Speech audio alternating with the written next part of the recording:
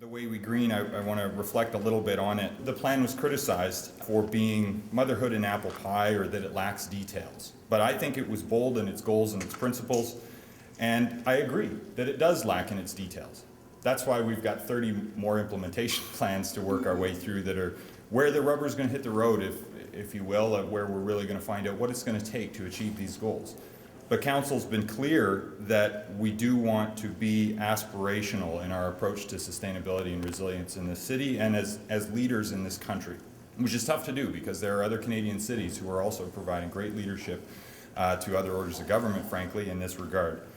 But to achieve any of the things that we aspire to in the plan, it's going to require much more than leadership from any single order of government. It's fundamentally going to require the participation and ultimately leadership from citizens and industry to achieve sustainability. And as I said during the debates, I said this is not the end of the conversation. I was trying to paraphrase Churchill. It was not the end of the conversation. This is the beginning of the next conversation. And so fittingly, here we are to talk about deliberative and dialogue-based models to move forward on these difficult questions. So I was asked to reflect on what I think will be some of the most difficult goals to deal with in this plan. And I think that the climate and energy discussions are going to be the most difficult for a variety of reasons in the Edmonton context. I think, though, globally, these are the most difficult questions. People understand water scarcity. They understand that they can't, well, some places understand that they can't just bury their garbage forever. More and more cities are beginning to understand the value of biodiversity and the ecological services that nature provides for us. But climate and energy, I think that's the toughest one. And so I'm thrilled that we're going to have a little bit of global expertise in helping us deal with moving those questions forward in Edmonton. I think citizen deliberation models are important because, frankly, a lot of politicians are terrified to touch these issues. I do so at my peril. But I trust that, you know, a room full of regular people, diverse, regular people, given the facts and the opportunity to have a respectful dialogue with each other, can come to a consensus. Somebody's going to have to at some point.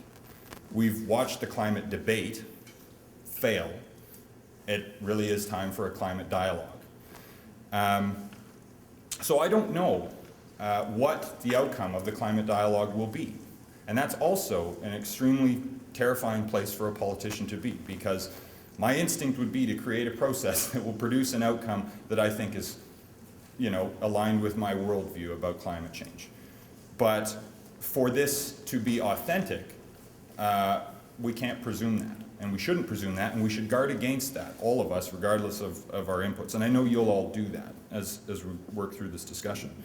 But authenticity in decision-making around this is going to be paramount if we're actually going to achieve anything. And it would mean a lot for the conduct of politics generally if authenticity could enter back into it. And I think in any democracy, that authenticity rests with the people, and the leaders reflect that. And if we fail to reflect that, we lack authenticity, and it's no wonder we have trouble getting anything done. So I have perhaps too high hopes, but high hopes that a climate dialogue here in Edmonton, and ultimately if we can support the development of a climate dialogue in Alberta, could be very fruitful and create the opportunity for the citizens to lead where their politicians haven't necessarily led.